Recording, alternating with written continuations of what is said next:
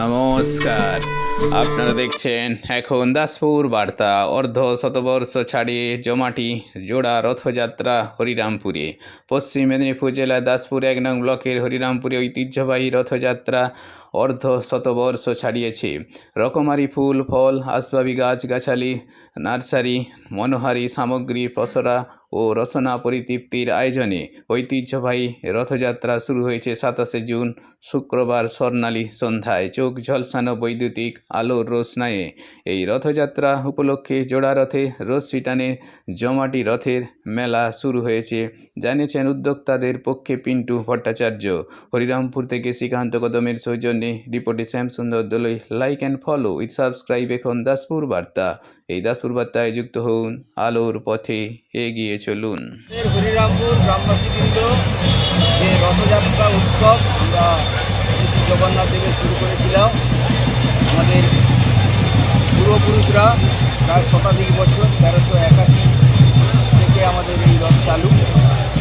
এই রথ আমাদের গ্রামবাসীরা সবাই মিলে শান্তি শৃঙ্খলার সাথে আমরা এই রথ উৎসব পালন করি এবং আমাদের পাশের গ্রাম দুর্গায়নপুর, সেখান থেকে একটি রথ চ্যাটার্জিতে, সেই রথটিও এখানে আসে। দুটি রথ একত্রিত হয়ে আমাদের রথের যে ময়দান সেখানে যায় এবং সেখানে রথগুলি থাকে। 8 দিন পর রথ আবার ফেরতি রথে আমরা আবার রথ ষষ্ঠ স্থানে চলে যায়। এবছরও আমাদের প্রতি বছরের ন্যায় আমাদের গ্রাম দূর দূরান্ত থেকে অনেক ভক্ত এই রথ উৎসবে এসছেন, এই মেলায় এসছেন। আমরা চাইব যে প্রতি বছরের ন্যায় এবছরও আমাদের সুষ্ঠুভাবে মেলাটি সম্পন্ন হয়। আমাদের শতাধিক ভলেন্টিয়ার, মহিলা ভলেন্টিয়ার আছে। এবছর আমরা নূতনভাবে আমরা মেলা প্রাঙ্গণে দুটি টয়লেট করেছি এবং পায়খানা রুমও করেছি, যাতে তাদের সমস্যা না হয়। জলের ট্যাঙ্কি বসিয়েছি, প্রত্যেকে যাতে জল পায় সেই ব্যবস্থা রেখেছি।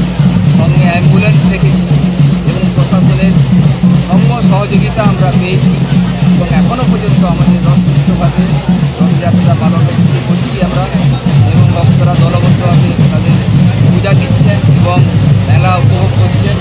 বিভিন্ন গ্রাম থেকে যারা এসছেন তাদেরকে আমরা হরিরামপুর মেলা রথ কমিটির পক্ষ থেকে ধন্যবাদ জানাচ্ছি। প্রতি বছরের ন্যায় তারা যেভাবে আমাদের এই আনন্দ উৎসবে যোগ দিয়েছেন, এই জন্য আমরা ধন্য। সবাইকে আমরা ধন্যবাদ। আপনার নাম? আমার নাম পিন্টু ভট্টাচার্য, হরিরামপুর।